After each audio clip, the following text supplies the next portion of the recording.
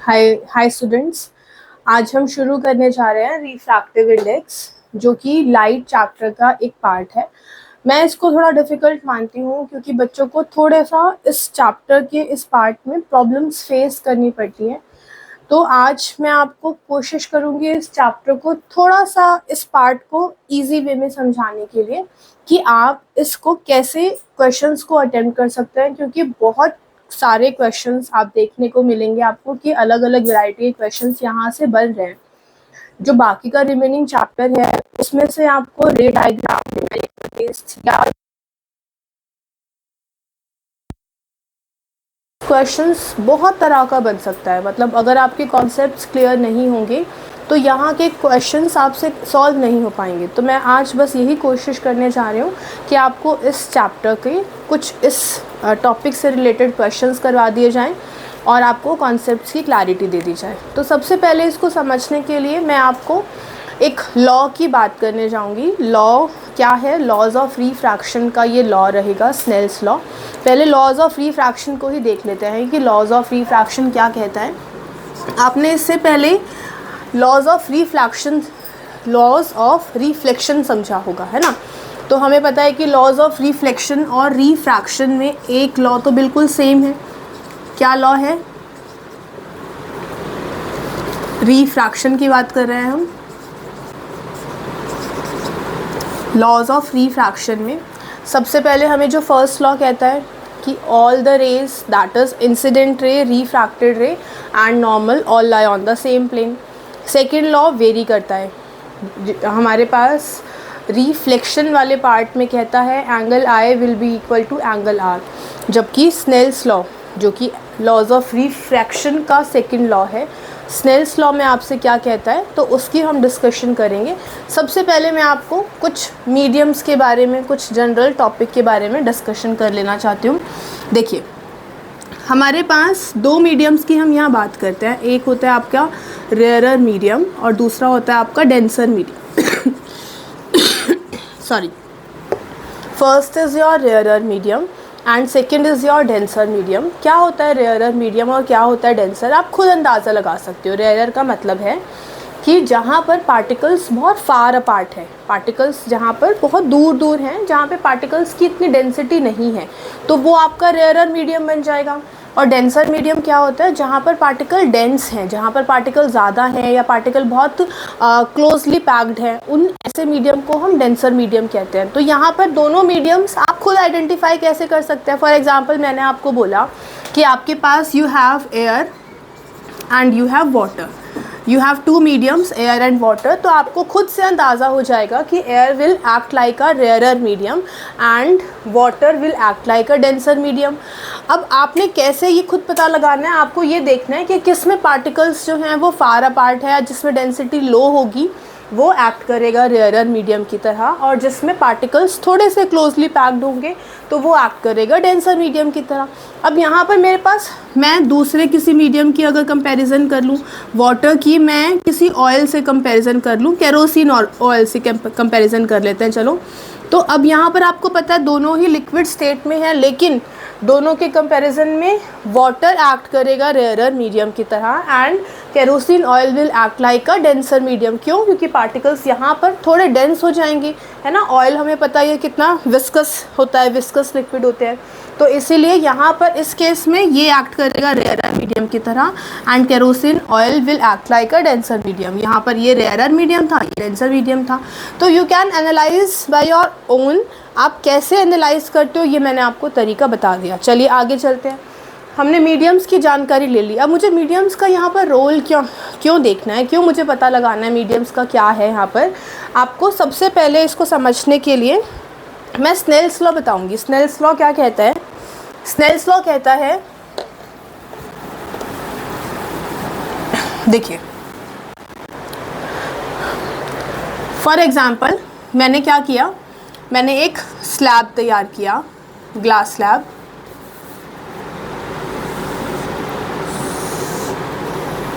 Glass lab आपके पास आपकी physics की एक्टिविटीज़ में भी दिया है, आपको स्कूल्स में करवाया जाता है ग्लास लैब का एक्सपेरिमेंट। तो यहाँ पर हमें यही एक्सपेरिमेंट मैं आपको समझाने जा रही हूँ। यहाँ पर हम रेयर डेंसर सारे पॉइंट्स को समझ लेंगे। आप हो सकता है कि आपने अलग अलग मीडियम्स के थ्रू समझा हो, आपने एक केस 1 लिया हो जिसमें आपने रेयरर और डेंसर की बात की हो, या फिर आपने केस 2 लिया हो जहाँ पे आपने डेंसर से रेयरर की बात की हो। मैं आपको यहाँ पर कंबाइन करके बता रही हूँ कि अगर मेरे पास एक ग्लास स्लैब है तो उस ग्लास स्लैब में लाइट का जो मूवमेंट है, लाइट जो ट्रैवल करती है वो कैसे ट्रैवल करेगी, rarer to denser, denser to rarer, उसका जो पाथ होगा वो कैसे चेंज होगा। तो उसकी बात करने के लिए मैंने एक ग्लास स्लैब बनाया। अब आप खुद से आइडेंटिफाई कर लीजिए कि अगर बाहर एयर के पार्टिकल्स हैं तो वो एक्ट करेंगे रेयरर मीडियम की तरह, और अंदर अगर एक ग्लास स्लैब मैंने लिया है, एक रेक्टेंगुलर ग्लास स्लैब मैंने लिया है, तो ये एक्ट करेगा डेंसर मीडियम की तरह, राइट। तो यहाँ पर आपके पास रेयरर से डेंसर। अब यहाँ आपने एक नॉर्मल ड्रॉ करना है।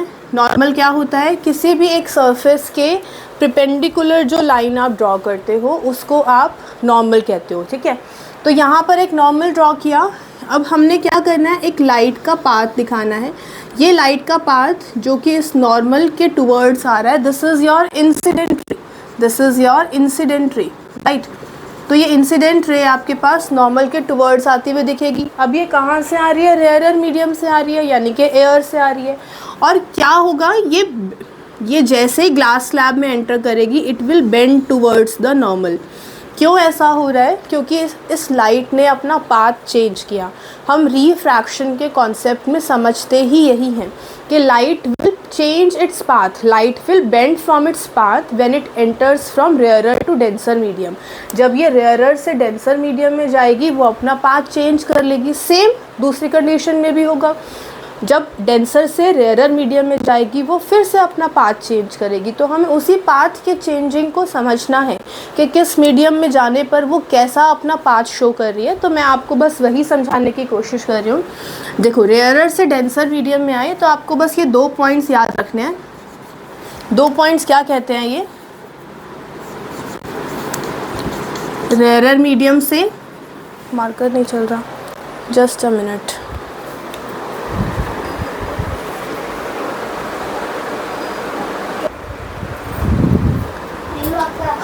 ठीक है, सॉरी।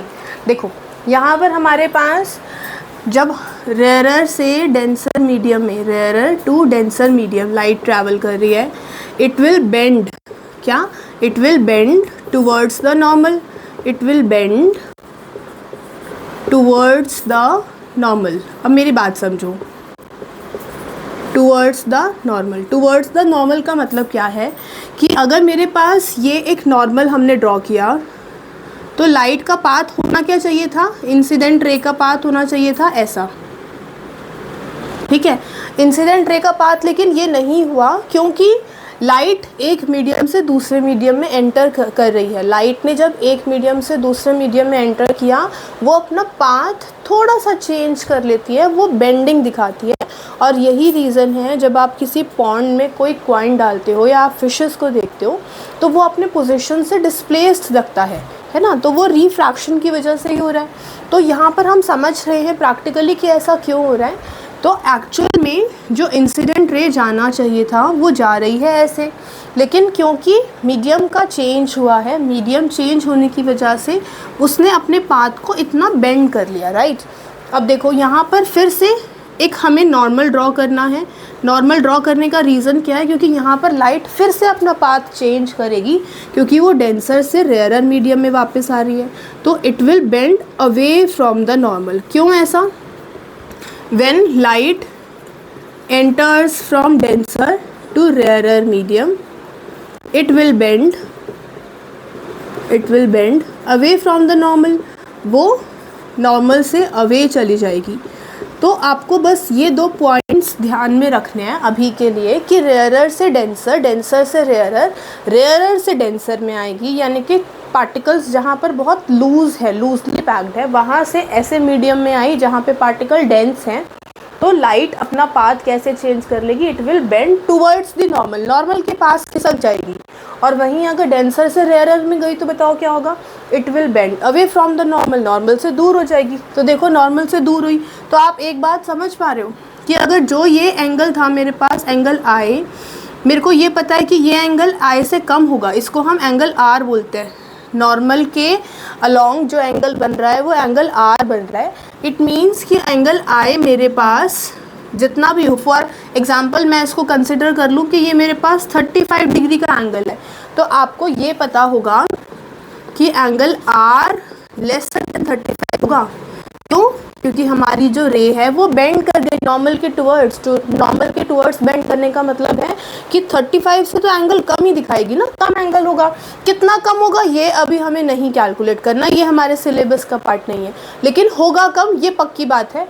तो लेसर देन आपके पास MCQs के अंदर यहीं से क्वेश्चन बना लेता है। तो आपके पास एंगल आर होगा लेसर देन 35।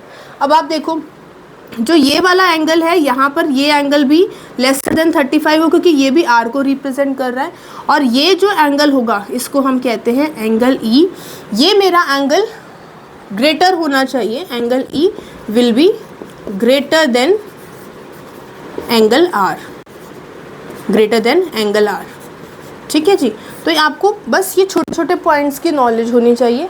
अब यहाँ पर एक और चीज़ आती है, क्या चीज़ है, आप देख पा रहे हैं यहाँ पर हमारे पास जो लाइट है वो थोड़ा डिस्प्लेस्ड हो गई। डिस्प्लेस हो गई मतलब एक्चुअल इंसिडेंट रे जा रही थी सीधी, लेकिन क्योंकि उसको इतना बेंडिंग मिला, उसको मीडियम में चेंज होने की वजह से इतना बेंड मिला, तो इस बेंड को हमने कैलकुलेट किया और इस डिस्प्लेसमेंट को हम कहने लगे लेटरल डिस्प्लेसमेंट, लैटरल डिस्प्लेसमेंट। तो बस आपके पास यही एक ग्लास स्लैब का पूरा डायग्रामेटिक रिप्रेजेंटेशन है कि आप ग्लास स्लैब में, आपको शायद एक्टिविटी स्कूल्स में करवाई भी जाएगी कि आपको 2 पिन्स को ऑब्जर्व करना होता है। 2 पिन्स आप यहाँ पर इम्प्लीमेंट करते हो और ग्लास स्लैब के थ्रू उसका पाथवे देखते हो कि आपके पास वो 2 पिन कैसे डिस्प्लेस्ड दिख रही हैं, लेटरली डिस्प्लेस दिखेंगी। एक्चुअल में आपको दिखना चाहिए था ऐसे, लेकिन वो डिस्प्लेस होकर कुछ यहाँ पर दिखती है इमर्जेंट रे के पास। अब ये हमारे पास पूरा एक्सप्लेनेशन मैंने क्यों किया, आप लोगों को ये रिप्रेजेंटेशन हो सकता है पूरा की पूरा डिटेल ऐसे ना मांगे, आपसे यहाँ से क्वेश्चन बनाएगा। कैसे? पहले तो आपको ये पता होना चाहिए लॉज ऑफ रिफ्रैक्शन क्या कहता है। लॉज ऑफ रिफ्रैक्शन में सबसे पहला लॉज में सबसे फर्स्ट लॉ क्या, एंगल ऑफ या इंसिडेंट रे, रिफ्रैक्टेड रे and normal all lie on the same plane, all lie on the same plane, यानी कि सारे के सारे सेम प्लेन पर लाई करेंगे। ये हमारे पास पहला लॉ हो गया, यानी कि ये एक ही प्लेन है, इस पर मेरे पास इंसिडेंट रे, इस पे मेरे पास नॉर्मल और ये रिफ्रैक्टेड रे, ये सब एक ही प्लेन पर लाई कर रहे हैं। This is your first law of refraction. फिर सेकेंड लॉ क्या कहता है? सेकेंड लॉ ज़रूरी भी बहुत है, इंपॉर्टेंट है, एग्जाम पॉइंट ऑफ व्यू से क्वेश्चंस बहुत सारे दिखाऊंगी यहाँ पर कि स्नेल्स लॉ के क्वेश्चंस कैसे बना देता है। सेकेंड लॉ को हम स्नेल्स लॉ के नाम से जानते हैं। स्नेल्स लॉ क्या कहता है? The ratio of angle of incidence, sorry, the ratio of sine of angle of incidence, sine of angle of incidence to the ratio of sine of refraction will be equal to a constant, will be equal to a constant। अब ये constant क्या है? यहीं से derive होता है, यहीं से अराइज होता है क्या? आपका रिफ्रैक्टिव इंडेक्स। तो ये रिफ्रैक्टिव इंडेक्स यहीं से आएगा। मैं इसका जो स्टेटमेंट है, जो इसका मैथमेटिकल स्टेटमेंट है वो यहाँ लिख देती हूँ। यहाँ पर आपका ये इरेज कर देते हैं। स्नेल्स लॉ का मैथमेटिकल स्टेटमेंट क्या कहता है? Sine I by sine R is equal to a constant. अब ये कांस्टेंट क्या है? यहीं से पूरी कहानी शुरू होगी भाई, यहीं से पता चलेगा कि रिफ्रैक्टिव इंडेक्स क्या है, यहीं से आपके पास क्वेश्चंस आने शुरू हो जाएंगे। इसी कांस्टेंट को हम ऐसे रिप्रेजेंट करते हैं जिसको हम कहते हैं अपना रिफ्रैक्टिव इंडेक्स। तो अब शुरू करते हैं हम अपनी बात रिफ्रैक्टिव इंडेक्स की। जल्दी से इसको कॉपी कर लीजिए और अब हम शुरू कर रहे हैं हमारा नया concept, that is refractive index. ठीक है, इरेज कर दें, चले आगे। हमने यहाँ पर क्या क्या बातें कर ली, हमने यहाँ पे एंगल ऑफ इंसिडेंस देख लिया, एंगल ऑफ रिफ्रैक्शन देख लिया, एंगल ऑफ इमर्जेंस देख लिया, हमने लैटरल डिस्प्लेसमेंट की बात कर ली, हमने दोनों लॉज की बात कर ली, हमने दोनों लॉज में incident ray, refracted ray, normal all lie on the same plane और स्नेल्स लॉ की बात कर ली। स्नेल्स लॉ में हमने कहा कि sine I by sine R is equal to constant. इसमें क्वेश्चन कैसे आएगा, आप क्वेश्चन आपको दे देगा कि साइन आई की कोई वैल्यू दे देगा, आपको कोई एंगल बता देगा, आपको साइन आर की कोई वैल्यू दे देगा, आपको उसको कैलकुलेट करवा लेगा। ठीक है, या आपसे ऐसा बोल देगा कि आपके पास आई इतने एंगल पे था, आर इतने एंगल पे था, तो बता दो आर कांस्टेंट की वैल्यू कितनी होगी। तो इस तरीके के क्वेश्चंस हैं, हम क्वेश्चंस को डिटेल में डिस्कस करेंगे। अभी हम चलते हैं आगे थियोरेटिकल कॉन्सेप्ट पर। चलिए जी,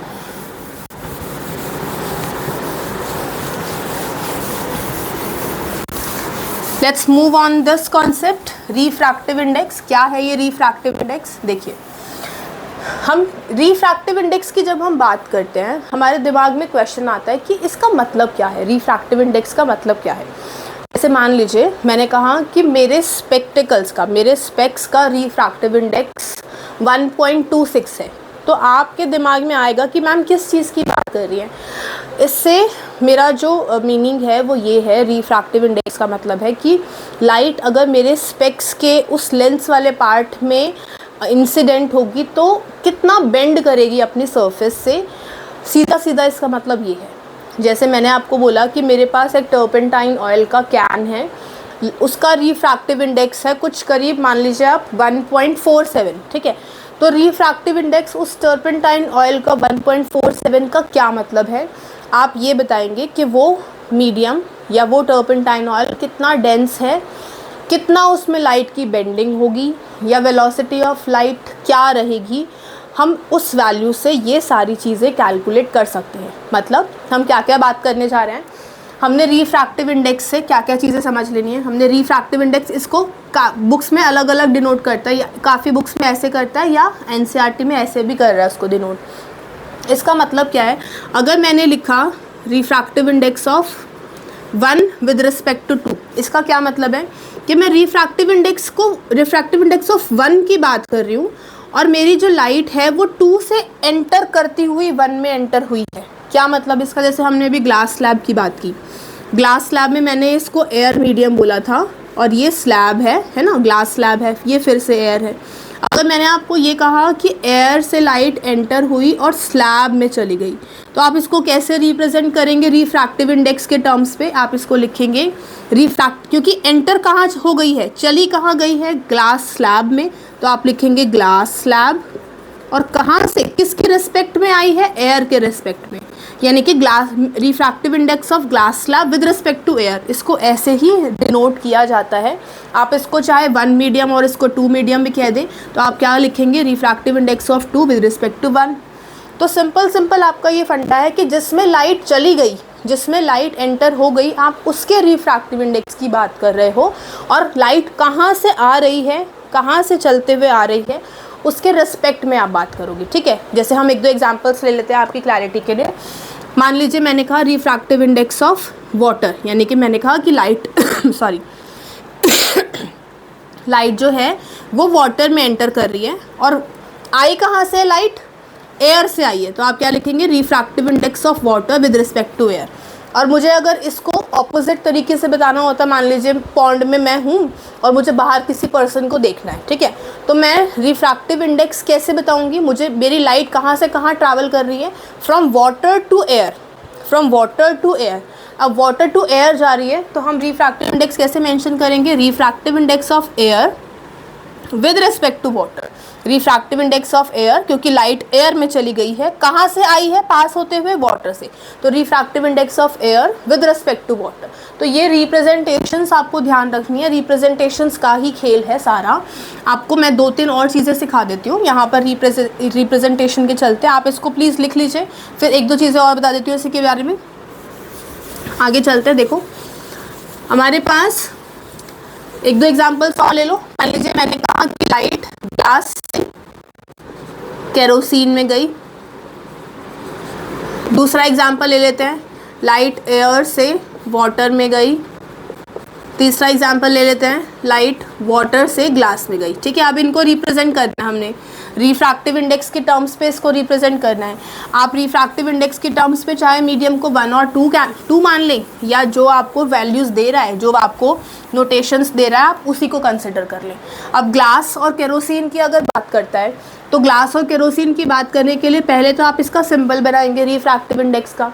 अब कहाँ से जा रही है, ग्लास से, और कहाँ गई, केरोसिन में, तो केरोसिन को पहले विद रिस्पेक्ट टू ग्लास, सीधा सीधा नोटेशन।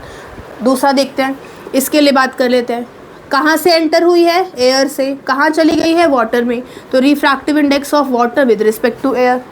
इसका देखते हैं, वाटर से ग्लास में गई, तो मुझे कैलकुलेट किसका करना है, ग्लास का करना है। किसके रिस्पेक्ट में करना है, वाटर के रिस्पेक्ट में करना है। बुक्स में ऐसे भी बोलता है, ऐसे भी इसको लिख देता है, this is one of the same thing. क्या कह रहा है, रिफ्रैक्टिव इंडेक्स ऑफ ग्लास की बात कर रहा है, किसके रेस्पेक्ट में, वाटर के रेस्पेक्ट में। तो आपको जैसा इजी लगता है वैसा आप नोटेशंस दीजिए। मैं ज़्यादातर इसको प्रेफर करती हूँ, इसमें कन्फ्यूजन्स नहीं होती। पास वाला वो, यानी कि वो वर्ड जो पास है, एन के नीटा बोलते हैं इसको, जो रिफ्रैक्टिव इंडेक्स के पास जो टर्म है उसका रिफ्रैक्टिव इंडेक्स कैलकुलेट कर रहे हैं। किसके रेस्पेक्ट में कर रहे हैं, इसके रेस्पेक्ट में, जहाँ से वो ट्रैवल करता हुआ आ रहा है, जहाँ से लाइट ट्रैवल करती हुई आ रही है। तो ये बहुत सिंपल सा फंडा है, नोटेशंस आपको समझ में आ जानी चाहिए। अगर मैंने कहा refractive index of medium 2 with respect to 1, तो कैसे लिखेंगे, ऐसे लिखेंगे। मैं आपको बोल दूँ refractive index of medium 1 with respect to 2, आप इसको ऐसे लिख देंगे। तो 2 1 1 2 क्या है, ये आपको होपफुली समझ में आ गया होगा। Let's move on next. अब आपको आगे बात करते हैं, आप इसको फटाफट से नोट कर लीजिए। ऐसे ही 2-3 चीज़ें आपको बेसिक पता चल जाएंगी, कॉन्सेप्ट अपने आप आपको क्लियर होता चला जाएगा। ये चीज़ें थोड़ी सी डिफ़िकल्ट बच्चे को लगती है क्योंकि नोटेशंस बहुत ज़्यादा एनसीईआरटी में क्लियर नहीं देता, इसलिए मेरे हिसाब से आपको इस तरीके से नोटेशंस ईजी रहेंगी। जो बच्चा इससे प्रैक्टिस कर रहा है वैसे भी ठीक है, वो भी अच्छा है। चलिए आगे बात करते हैं। अब इन नोटेशंस का यूज़ कहाँ है, कहाँ हमें ये देखना है कि नोटेशंस हमें यूज़फुल रहेंगी। अब देखिए, सीधा मैं आपको फॉर्मूले की तरफ लेके जाती हूँ। अगर मान लीजिए मैंने आपको बोला refractive index of glass with respect to water, आपको इसको मेंशन कैसे करना है। रिफ्रैक्टिव इंडेक्स हमें वेलोसिटी का रिलेशन देता है, रिफ्रैक्टिव इंडेक्स हमें वेलोसिटी का रिलेशन देता है। इसका क्या मतलब हुआ, इसका सीधा सीधा मतलब ये हुआ कि जिस भी मीडियम का रिफ्रैक्टिव इंडेक्स बहुत हाई होगा उसमें लाइट की वेलोसिटी बहुत कम हो जाएगी। जैसे आपके पास बुक में वैसे तो वैल्यूज़ नहीं याद करनी, लेकिन आपके पास पूरी टेबल दी हुई है रिफ्रैक्टिव इंडेक्स की, तो आपको बस दो वैल्यूज़ मैं आपको बता रही हूँ रेफरेंस के लिए। एयर की वैल्यू होती है करीब 1.003 और ये सबसे फर्स्ट वैल्यू देता है, और डायमंड की वैल्यू देता है 2.42। देखो अब आप, ये किसकी वैल्यूज़ है, रिफ्रैक्टिव इंडेक्स की। ये रिफ्रैक्टिव इंडेक्स ऑफ एयर है, रिफ्रैक्टिव इंडेक्स ऑफ डायमंड है। अभी किसके रिस्पेक्ट में है ये बात नहीं कर रहा, वो सिर्फ ये कह रहा है कि रिफ्रैक्टिव इंडेक्स एयर का, यानी कि लाइट जब उसमें पास करेगी तो उसको इतना रिफ्रैक्टिव इंडेक्स फेस करना पड़ेगा। डायमंड के केस में 2.42। तो अब आप खुद ही सोच के बताइए कि आपके पास दो वैल्यूज़ है रेफरेंस के लिए, 1.003 एंड 2.42।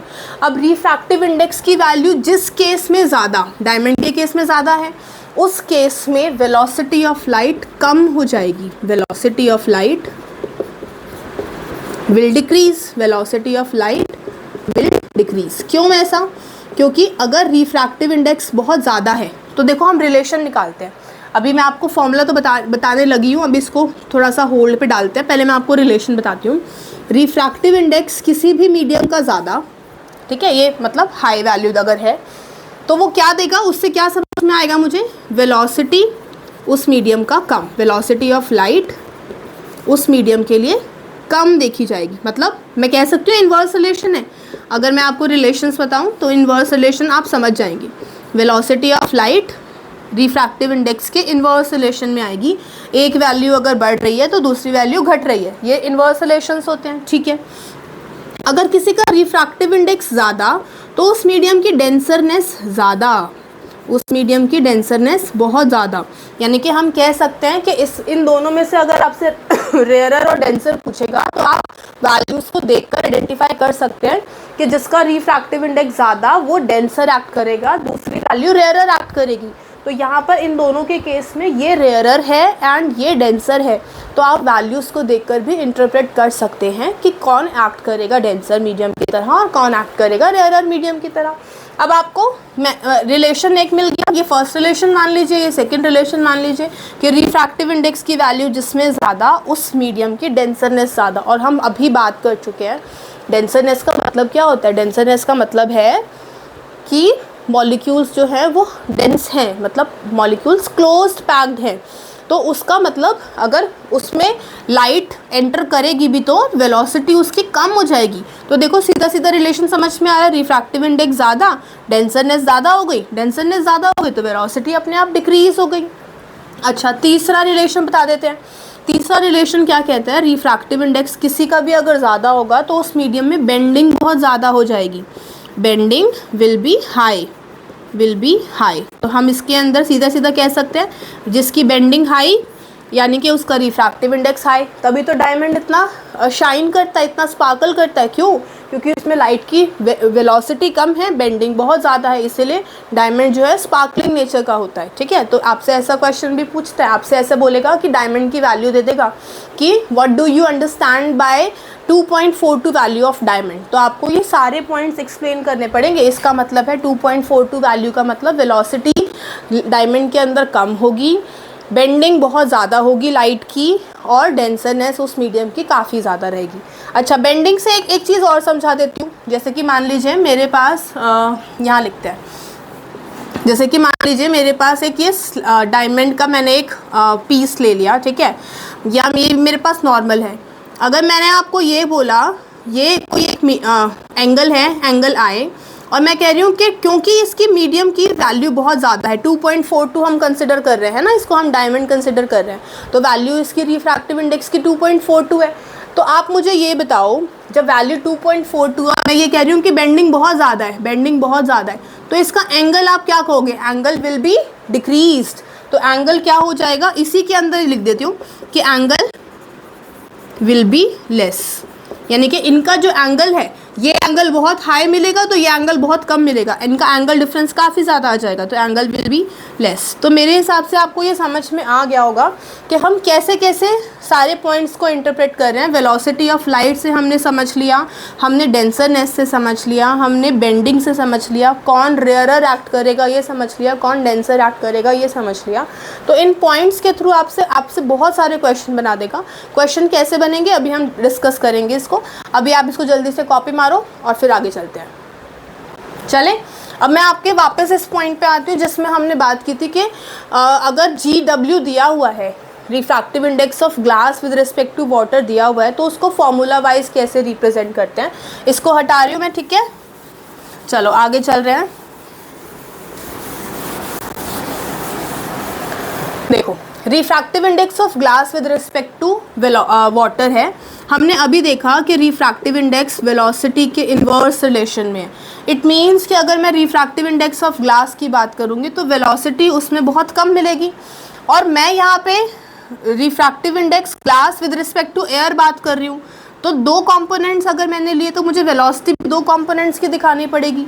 जब मेरे पास रिफ्रैक्टिव इंडेक्स ऑफ ग्लास मैंने इन्वर्स में लिया तो मेरे पास VA इसके न्यूमरेटर में आएगा। क्या बोला मैंने, फिर से बता देती हूँ। जिस भी कंपोनेंट का रिफ्रैक्टिव इंडेक्स आप देख रहे हो उसको डिनोमिनेटर में डाल दो, जिसके रेस्पेक्ट में बात कर रहे हो उसको न्यूमरेटर में डाल दो, ठीक है। जिसके रेस्पेक्ट में बात कर रहे हो उसको ऊपर रखोगे ना, है ना, ऐसे याद कर लो कि जिसको रिस्पेक्ट दे रहे हो विद रिस्पेक्ट टू उसको ऊपर रखोगे, और जिसके लिए बात कर रहे हो उसको डिनोमिनेटर में रखोगे। जैसे इसको देखना है, refractive index of glass with respect to water, तो ग्लास की रिफ्रैक्टिव इंडेक्स की बात कर रहे हैं तो उसकी वेलोसिटी डाउनवर्ड कर दी, डिनोमिनेटर में डाल दी, और विद रिस्पेक्ट टू वाटर है जिसको रिस्पेक्ट देना है उसकी वेलोसिटी ऊपर कर दी, सॉरी W आएगा यहाँ पर, ठीक है। एक दो एग्जांपल्स और देख लेते हैं। ये तो एक हो गया। जैसे मान लीजिए मैंने कहा कि refractive index of turpentine oil. अच्छा, एक दो बच्चे मैंने देखा टर्पेंटाइन ऑयल का नाम देखकर क्वेश्चन छोड़ आए। क्यों? क्योंकि अलग सा नाम था टर्पेंटाइन ऑयल। मेरे ख्याल से आप हिंदी में जानते होंगे, तारपीन का तेल होता है ना, जो मशीनरीज की लुब्रिकेशन के लिए यूज़ होता है। तो मान लीजिए उसको T बोल दिया, टर्पेंटाइन ऑयल के refractive index of turpentine oil with respect to glass ले लो या विद रिस्पेक्ट टू कुछ भी ले लो, आप ग्लास ले लो कि ग्लास में से टर्पेंटाइन ऑयल में, मोटा कांच का ग्लास का स्लैब था, उसमें टर्पेंटाइन ऑयल डाला हुआ है, तो ग्लास स्लैब में से एंटर करेगी लाइट टर्पेंटाइन में, तो कैसे लिखोगे इसको? V ऑफ G अपॉन में V ऑफ T। किसी किसी के लिए भी रिस्पेक्ट में देख सकते हैं आप refractive index of air with respect to glass देख लीजिए, क्या लिखेंगे? रिफ्रैक्टिव इंडेक्स ऑफ एयर, तो उसको डिनोमिनेटर में डाला उसकी वेलोसिटी को, जिसके रेस्पेक्ट में आ रहा है उसको न्यूमरेटर में डाला। तो बस आपको वेलोसिटी के ये फॉर्मूलाज पे ध्यान रखना, रट्टा तो कुछ भी नहीं लगाना, इसमें समझ में आ गया होगा कि जिसकी रिफ्रैक्टिव इंडेक्स हम देख रहे हैं, जिस मीडियम की रिफ्रैक्टिव इंडेक्स देख रहे हैं, उसको आपको उसकी वेलोसिटी को डिनोमिनेटर में, क्योंकि इन्वर्स रिलेशन है, वो मैं पहले ही समझा चुकी हूँ कि ऐसा रिलेशन क्यों आया, इन्वर्स में क्यों डाला, ये हम पहले ही समझ चुके हैं। जिसके भी रिफ्रैक्टिव इंडेक्स की बात करेगा, जिसको भी n चिपका के रखा हुआ है अपने, उसको डिनोमिनेटर में डाल देंगे। जहाँ पर दूर फेंका उसने, a को दूर रख दिया ना, तो इसको न्यूमरेटर में डाल देंगे। बस ऐसे याद कर लो, फॉर्मूला याद कर लो, ये बात बन जाएगी।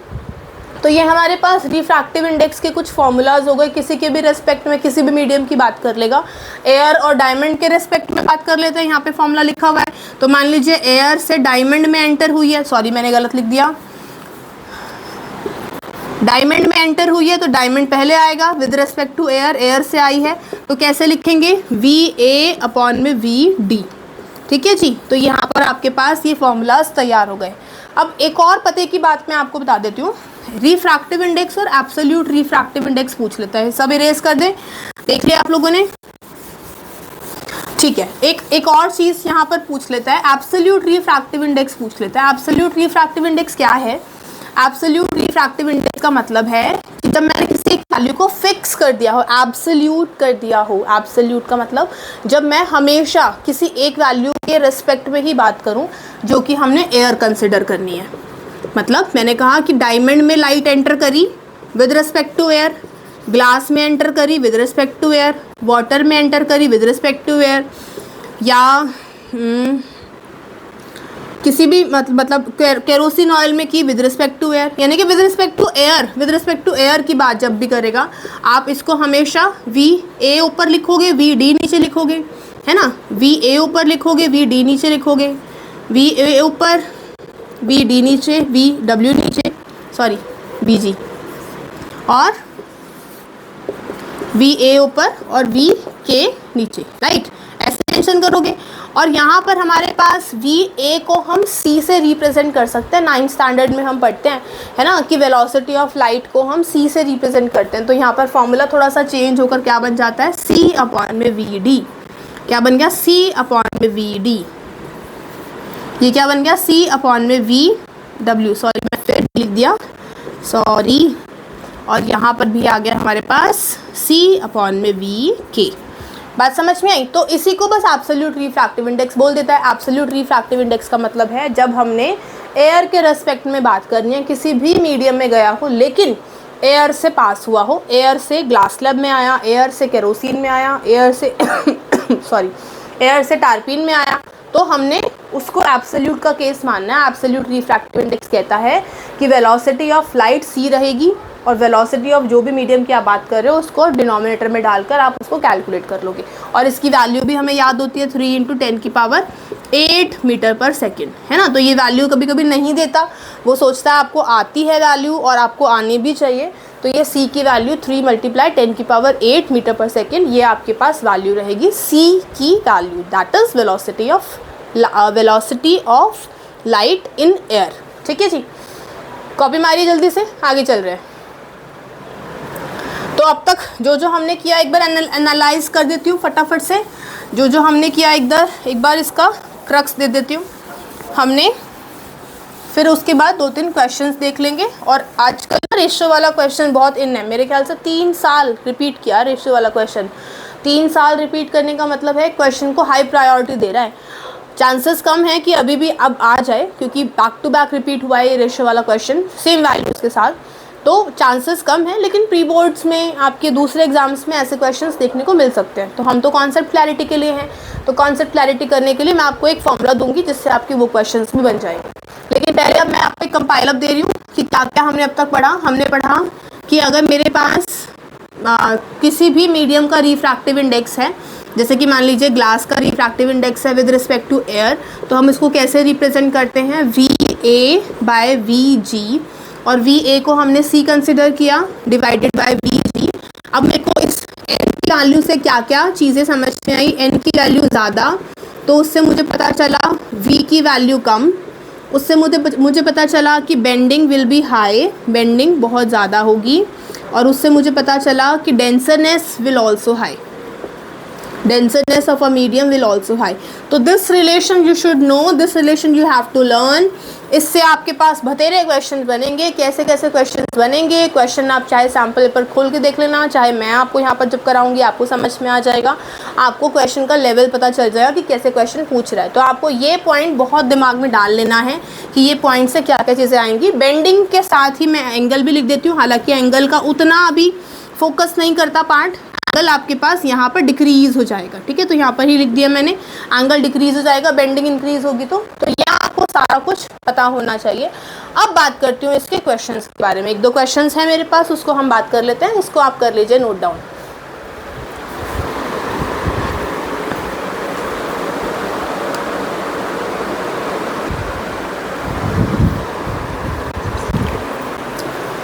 ऑल राइट, ठीक है, देखिए अब हमारे पास ये क्वेश्चन आ गया है, एनसीईआरटी का ही है ये question. Light enters from air to glass having refractive index 1.50, मतलब लाइट कहाँ से एंटर कर रही है, फ्रॉम एयर टू ग्लास, यानी कि कहाँ चली गई है, ग्लास में चली गई है, तो ग्लास और एंटर कहाँ से किया, एयर से, और इसका रिफ्रैक्टिव इंडेक्स की वैल्यू 1.50 वो दे रहा है। All right, what is the speed of light in the glass, आपसे पूछ रहा है ग्लास के अंदर स्पीड ऑफ लाइट क्या रहेगी, और speed of light in vacuum, vacuum का मतलब एयर की ही बात कर रहा है, यानी कि एयर के अंदर स्पीड ऑफ लाइट उसने 3 × 10⁸ उसने मेंशन किया हुआ है। अब सबसे पहले आपको फॉर्मूला पता है NGA इज इक्वल टू, आपको वेलोसिटी का फॉर्मूला यहाँ मेंशन करना है, स्पीड ऑफ लाइट या वेलोसिटी जिसको हम बोलते हैं। आपको मैंने सिखाया है जो पास में है उसको दूर फेंक दो, जो दूर है उसको पास में रख के रिस्पेक्ट दो, है ना, ऊपर रख के रिस्पेक्ट दो। तो यही आपके पास फॉर्मूला बना, C/VG, C/VG absolute refractive index भी इसको वो हम बोल रहे हैं। यहाँ पे क्वेश्चन में हालांकि उसने टर्म यूज़ नहीं किया एब्सोल्यूट रिफ्रैक्टिव इंडेक्स, लेकिन ये एब्सोल्यूट का ही केस है। तो NGA sorry is equal to C/VG, C की वैल्यू दे रहा है, NGA की भी वैल्यू दे रहा है, 1.50 is equal to 3 × 10⁸VG। VG की आप एक्सचेंज करेंगे, ये आपको सिंपल मैथ्स लगानी है, 10⁸ डेसिमल हटाएंगे, 10 की पावर में आपके पास यहाँ 2 रहा, जैसे भी सॉल्व करेंगे आप इसको 3 आ गया 0.02 इंटू में 10 की पावर 10, ये आपके पास रहेगी, या आप इसको लिख सकते हैं 2 × 10⁸ मीटर पर सेकेंड। ये आपके पास ग्लास के अंदर आंसर आ गया कि कैसे आप velocity of light in glass measure करेंगे। तो ये आपके पास सिंपल मैथ्स थी, कुछ नहीं किया, बस फॉर्मूले की इंटरप्रिटेशन आपको जाननी है कि कैसे आप इसको सॉल्व करेंगे। अब दूसरा क्वेश्चन लेती हूँ एक दूसरे कॉन्सेप्ट से, जहाँ पर आपको रिफ्रैक्टिव इंडेक्स की रेशोज़ देता है, तो उसकी बात कर लेते हैं। देखिए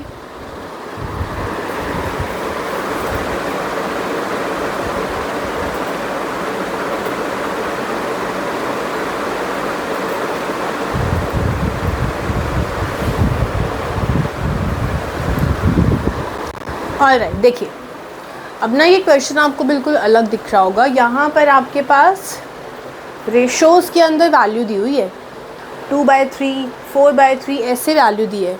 तो पहले जो क्वेश्चन दे रहा है उसको हम गिवन डेटा लिखते हैं। क्या दे रहा है, the refractive index of medium x with respect to medium y, the refractive index of medium x का रिफ्रैक्टिव इंडेक्स दे रहा है विद रिस्पेक्ट टू y, तो ये y के रेस्पेक्ट में डाल दिया, इज़ इक्वल टू 2/3। अब देखो हम ये नहीं कह सकते कि ये वेलोसिटी है या क्या है, ये रिफ्रैक्टिव इंडेक्स का एक रेशो दे दिया। वहीं whereas refractive index of medium y, refractive index of medium y with respect to medium z is 4/3। उसने दूसरे मीडियम्स के लिए बात की कि y से z में जाते हुए उसका रिफ्रैक्टिव इंडेक्स 4/3 है। फाइंड द रिफ्रैक्टिव इंडेक्स, और निकालने के लिए इसका कह रहा है रिफ्रैक्टिव इंडेक्स को कह रहा है आपको आप refractive index of medium z निकाल दो विद रिस्पेक्ट टू x, आपको ये कैलकुलेट करने को दे रहा है। आप डेटा भी हमेशा न्यूमेरिकल्स में ऐसे ही मेंशन किया करो कि जो गिवन दिया है गिवन मेंशन करना है, जो आपको फाइंड आउट करने के लिए बोल रहा है वो ऐसे क्वेश्चन मार्क करके ही छोड़ा करो, ठीक है। इससे आपको भी क्लैरिटी रहेगी और चेक करने वाले को भी ईजी रहेगा, ठीक है। आगे बात करते हैं। देखो अब यहाँ पर एक और नई चीज़ सिखा रही हूँ, यहाँ बॉक्स पे डाल लेते हैं। क्या सिखाने जा रही हूँ, अगर आपके पास ऐसे रेशियोज़ में आंसर क्वेश्चंस दिए हुए ना, तो रेशियोज़ को कैसे सॉल्व करना है। जिस भी रिफ्रैक्टिव इंडेक्स की बात कर रहा है, अभी मैंने इससे पहले वेलोसिटी के टर्म्स के लिए आपको समझाया था कि रिफ्रैक्टिव इंडेक्स को वेलोसिटी के टर्म्स में अगर लिखना हो तो आप उसको क्रॉस करके लिखो, मतलब उसको आप इन्वर्स रिलेशन में दिखाओ। हमने बात की थी ना कि अगर रिफ्रैक्टिव इंडेक्स ऑफ एक्स और वाई आप वेलोसिटी के टर्म्स में दिखाते तो कैसे दिखाते, वी ऑफ वाई अपॉन में वी ऑफ एक्स। ये तो रहा वेलोसिटी के टर्म्स के लिए बात, लेकिन अभी हमें इसकी बात नहीं करनी, ठीक है। फिर किसकी बात करनी है, इसकी बात अभी हमें नहीं करनी। क्यों, क्योंकि क्वेश्चन तो इसकी बात नहीं कर रहा, वेलोसिटी के टर्म्स में बात नहीं कर रहा। क्वेश्चन कह रहा है रेशो, तो रेशो को कैसे कैलकुलेट करते हैं, refractive index of X, refractive index of Y. कैसे लिखोगे, refractive index of X, refractive index of Y. मैंने कुछ नहीं किया, मैंने सिंपल इस चीज़ को रिप्रेजेंट कर दिया रेशो में। मैं फिर बोल रही हूँ, वेलोसिटी के टर्म्स में इन्वर्स रिलेशन होता है, इसीलिए हम refractive index of X with respect to Y को ऐसे मेंशन करते हैं, यानी कि वेलोसिटी डिनोमिनेटर में चली जाती है जिसकी आप कैलकुलेट कर रहे हो। लेकिन यहाँ पर मैं सिर्फ रेशियो में मेंशन कर रही हूँ, मैंने कुछ ऊपर नीचे नहीं करना, डिनोमिनेटर न्यूमरेटर कुछ नहीं बताना। बस आपने क्या करना, refractive index of X Y है तो refractive index of X upon refractive index of Y, ऐसे करना है, ठीक है। अच्छा, अगर मैं इसकी बात करूँ वाई जेड की, तो refractive index of Y upon में रिफ्रैक्टिव इंडेक्स ऑफ जेड, जैसे जैसे दिया है वैसे वैसे लिख लो। Refractive index of Y upon में रिफ्रैक्टिव इंडेक्स ऑफ जेड। अच्छा, इसको लिखना हो तो कैसे लिखेंगे, इसको लिखेंगे refractive index of Z upon में रिफ्रैक्टिव इंडेक्स ऑफ एक्स। क्या मेरी बात समझ में आई है, यानी कि आपको अगर रेशियोज़ की टर्म्स में दिया हुआ तो आप उसको ऐसे मेंशन करेंगे। क्वेश्चन इसीलिए इंपॉर्टेंट मार्क भी कर दिया, क्वेश्चन सेम वैल्यूज़ के साथ पूछा हुआ है काफ़ी बार। अब आप इसको क्या करना है, आपने आपसे जो चीज़ दे रहा है, आपको क्या दे रहा है, एक्स और वाई का डेटा दे रहा है, ये डेटा दे रहा है आपको, वाई और जेड का डेटा दे रहा है, ये रहा, और आपसे पूछ रहा है जेड और एक्स का, मतलब एक यहाँ से टर्म पूछ रहा है, एक यहाँ से टर्म पूछ रहा है, वाई आपसे एलिमिनेट करने को कह रहा है। अब आपको कह रहा है कि जेड उसको न्यूमिनेटर में चाहिए, एक्स डिनोमिनेटर में चाहिए, यानी उसको जेड न्यूमिनेटर में चाहिए। आप क्या करेंगे, इसको इन्वर्स कर देंगे। इसकी वैल्यू क्या दी हुई थी, 4/3, तो जब आप इसको इन्वर्स करेंगे जेड अपॉन में एन वाई लिखेंगे तो इसकी वैल्यू भी रिवर्स कर देंगे, 3/4 कर देंगे। इसको क्या करेंगे, इसकी वैल्यू में x आपको डिनोमिनेटर में चाहिए तो इसको भी आपको रिवर्स करना पड़ेगा। इसकी वैल्यू दिया था 2/3, जब वैल्यू रिवर्स करेंगे आप बनाएंगे एन वाई अपॉन में एन एक्स। इसको हटा देते हैं अभी,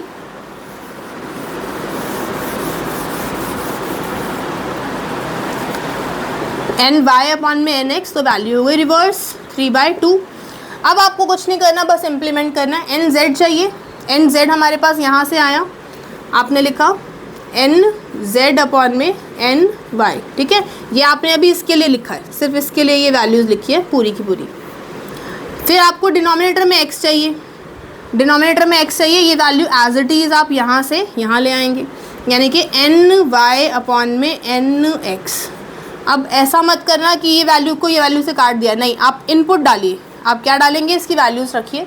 वैल्यूज़ क्या रखेंगे आप इसकी, N Z by N Y क्या था, N Z by N Y 3/4, N Y by N X क्या था 3/2, this will be 9/8। So this will be your answer. बहुत कोशिश की है मैंने इसको ईजी वे में दिखाने की, मतलब काफ़ी बुक्स में सिर्फ आंसर लिख देता है, ऐसे करता है वैसे करता है, आपके पास ऊपर नीचे कैसे जाती वैल्यूज़, तो ये आपको ऐसे आंसर आएगा। कैसे मिलेगा आपको, 9/8, ये आपके पास आपका आंसर आना चाहिए, ठीक है। तो आपके पास ये ऐसे क्वेश्चंस दो वैरायटी के मैंने आपको दिखा दिए। अब नेक्स्ट क्लास में इसका और एक क्वेश्चन लेयर करेंगे, प्रीवियस ईयर क्वेश्चंस बनाएंगे जिसमें हम असाइनमेंट के क्वेश्चंस लगाएंगे और नए नए क्वेश्चंस की बात करेंगे। Thank you for watching. आप इसके नोट्स बनाएं, इसकी प्रैक्टिस करें। एनसीईआरटी से, दूसरी सैम्पल पेपर से बहुत बेनिफिट होगा, आपको समझ में आएंगी चीज़ें कि कैसे करनी है। Thank you.